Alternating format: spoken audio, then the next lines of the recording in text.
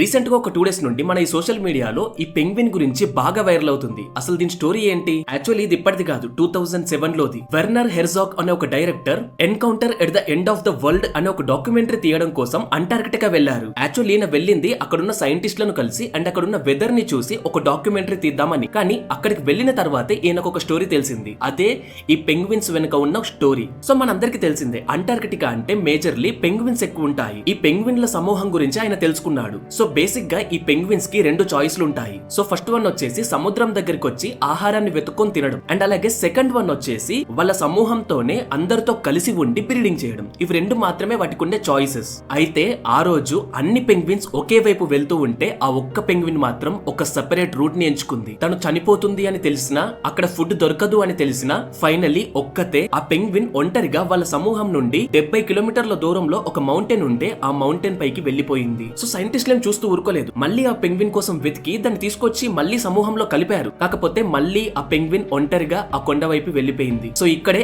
అందరికి వచ్చే డౌట్, అదే వై, ఎందుకని ఒక్క పెంగ్వినే వెళ్లిపోయింది? సైంటిస్టులు ఏం చెప్తున్నారు అంటే పెంగ్విన్స్ అనేవి చాలా లాయల్ గా ఉంటాయి, మనలా కాదు. జీవితంలో ఒకేసారి లవ్ చేస్తాయి అండ్ చచ్చే వరకు ఆ పార్ట్నర్ తోనే ఉందాము అని అనుకుంటాయి. కాకపోతే తన పార్ట్నర్ చనిపోయినా, చీట్ చేసినా, లేకపోతే మిస్ అయినా సరే ఆ పెంగ్విన్ ఇలా చాలా డిప్రెస్డ్ గా ఎవరితో కాకుండా ఒంటరిగా ఉండడానికి ట్రై చేస్తుంది. మన భాషలో గనక చెప్పుకుంటే అందరిని వదిలిపెట్టి సన్యాసం తీసుకున్నట్టే, అది కూడా తన సమూహాన్ని అంతా వదిలేసి ఆ కొండపైకి వెళ్లిపోయి సన్యాసం తీసుకుంది. అండ్ అలాగే అక్కడికి వెళ్లి ఏం చేస్తుందంటే అక్కడ దానికి తినడానికి తిండి ఉండదు, అండ్ అలాగే వేరే వాళ్ళతో ఉందాము అంటే వేరే పెంగ్విన్స్ ఏవి ఉండవు. అలానే చూస్తూ చూస్తూ అక్కడే చనిపోతుంది. నిజంగా ఈ పెంగ్విన్స్ ది చాలా true love. So actually penguins గురించి, వాటి లవ్ అండ్ వాటి లాయాలిటీ గురించి మన పూరి జగన్నాథ్ గారు 5 years ముందే ఒక పోడ్కాస్ట్ లో చెప్పారు.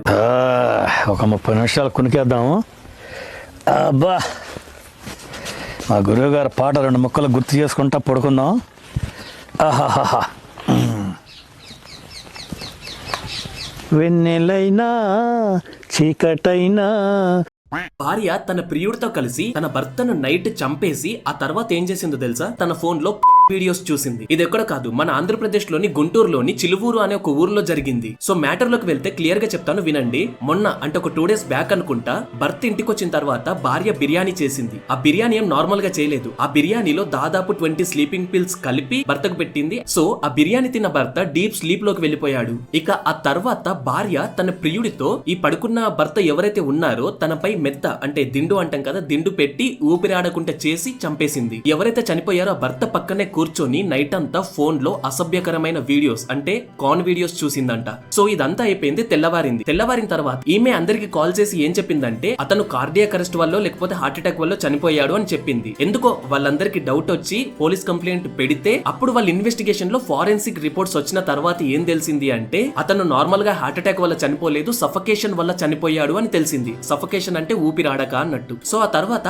ఆ భార్య యొక్క ఫోన్ తీసుకొని చెక్ చేస్తే ఆమె బండారం అంతా బయటపడింది. ఇక ఫైనల్లీ పోలీసులు ఏమని గట్టిగా ఆరాధీసిన తర్వాత తెలిసింది ఇదంతా ఒక ప్రీ ప్లాన్డ్ మర్డర్ అని. అసలు ఏంటో ఈ సమాజం ఎటు వెళ్తుందో ఎవరికి అర్థం అవట్లేదు. మీ అందరికీ కరీంనగర్ లో జరిగిన ఇన్సిడెంట్ తెలుసు. అతని సొంత భార్యతోనే చేయించి మళ్ళీ ఆ వీడియోలన్నీ రికార్డ్ చేసి అందరినీ బెదిరించి డబ్బులు గుంజడం ఒకటి. కేరళలోనేమో బస్ లో రాంగ్ టచ్ చేశాడు అని ఆ వీడియో పబ్లిష్ అయిన తర్వాత పాపం అతను సూసైడ్ చేసుకోవడం, చనిపోవడం ఒకటి. ఇకపోతే ఇప్పుడు ఇలా చాలా జరుగుతున్నాయి. సో జాగ్రత్తగా ఉండండి. నీట్ ఎగ్జామ్ లో సీట్ రావడం కోసం తన కాలిని నరుక్కున్నాడు. అతని పేరు సూరజ్ భాస్కర్. అతనిది ఉత్తరప్రదేశ్ లోని ఖలీల్పూర్ అనే ఒక ఊరు. సూరజ్ యొక్క వయసు 20 years. అయితే ఇప్పటికే గవర్నమెంట్ కాలేజ్ లో MBBS లో సీట్ రావాలి అని 2 times నీట్ ఎగ్జామ్ రాశాడు అండ్ అలాగే 2 times ఫెయిల్ అయిపోయాడు. మరి అతనికి స్ట్రెస్ వల్ల లేకపోతే అతని పేరెంట్స్ పెట్టిన ప్రెషర్ వల్ల లేకపోతే MBBS లో సీట్ రావాలన్న పిచ్ వల్ల తెలియదు కానీ తన జీవితాన్ని మార్చే ఒక ఎక్స్ట్రీమ్ స్టెప్ తీసుకున్నాడు. అదేంటి అంటే ఫిజికల్లీ హ్యాండిక్యాప్డ్ అయితే రిజర్వేషన్ లో తనకి ఖచ్చితంగా MBBS లో సీట్ వస్తుంది అని తన కాలికి ఇంజెక్షన్స్ వేసుకొని ఆ తర్వాత కత్తితో తన కాలిని అతనే కట్ చేసుకున్నాడు. అయితే ఇది ఎలా బయటకు వచ్చిందంటే వెంటనే సూరజ్ యొక్క బ్రదర్ ఉంటాడు, అంటే వాళ్ళ అన్నో వాళ్ళ తమ్ముడు.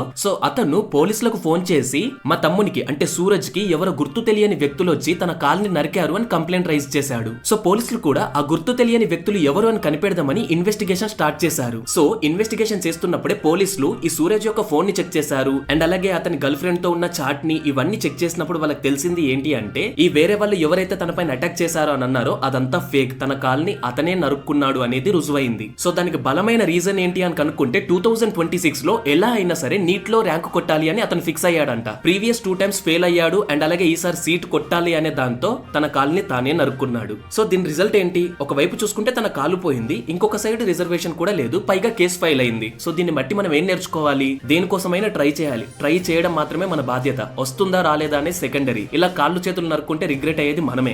రీసెంట్ గా మన ఇండియన్ ఆర్మీ వాళ్ళు జమ్మూ కాశ్మీర్ లో 10 మంది చనిపోయారు. ఇదేం యుద్ధం కాదు, యాక్సిడెంట్ వల్ల. జమ్మూ కాశ్మీర్ లోని దోడా అనే ఒక డిస్ట్రిక్ట్ లో ఒక ఘాట్ రోడ్ లో 17 మందిని ఎక్కించుకొని వెళ్తున్న ఒక మిలిటరీ వెహికల్ అదుపు తప్పి లోయలో పడిపోయింది. అండ్ అది ఎంత లోతుందో తెలుసా? దాదాపు 200 అడుగుల లోయలో పడిపోయింది ఆ వెహికల్. ఇకపోతే తర్వాత రెస్క్యూ టీమ్స్ వెళ్లి చూస్తే దాదాపు 10 మంది చనిపోయారు. అండ్ అలాగే ఒక 7 ఇప్పుడు కూడా సీరియస్ కండిషన్ లో ఉన్నారు. సో మన ఆర్మీ వాళ్ళు యుద్ధంలో చనిపోయినా సరే, యాక్సిడెంట్ లో చనిపోయినా సరే, వాళ్ళు మన కోసం చనిపోయినట్టే లెక్క. సో వాళ్ళ ఫ్యామిలీస్ కి మనందరం కూడా డీప్ కండోలెన్సెస్ తెలపాలి.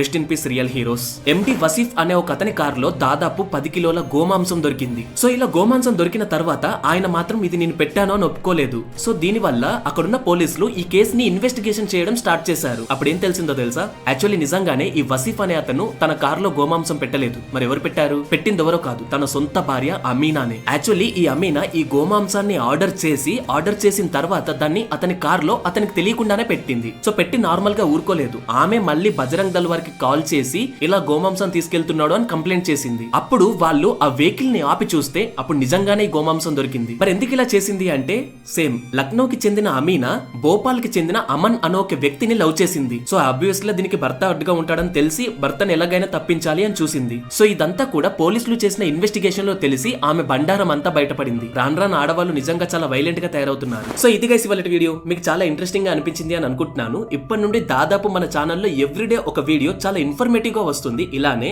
సో ఈ అప్డేట్స్ గానీ ఇవి గానీ ఏం మిస్ అవ్వకూడదు, అండ్ అలాగే జియో పాలిటిక్స్ గురించి తెలుసుకోవాలి, హిస్టరీ గురించి తెలుసుకోవాలి అనుకుంటే మన ఛానల్ ని సబ్స్క్రైబ్ చేసుకోండి. మనకు ఒక రీసెర్చ్ టీమ్ ఉంది. ఆ టీమ్ తో కలిసి బాగా రీసెర్చ్ చేసిన తర్వాతే ఈ వీడియోస్ అన్ని కూడా అప్లోడ్ చేస్తాము. సో మన ఛానల్లో వచ్చే ఇన్ఫర్మేషన్ అనేది 99% కరెక్టే. మరి 1% ఏంటి అని అనుకుంటున్నారా? డేటాలు కూడా 99% వరకే క్లియర్ చేస్తుంది. సో అప్పుడప్పుడు చిన్న చిన్న మిస్టేక్స్ ఏవో జరుగుతాయి అని చెప్తున్నా అంతే. So thanks for watching.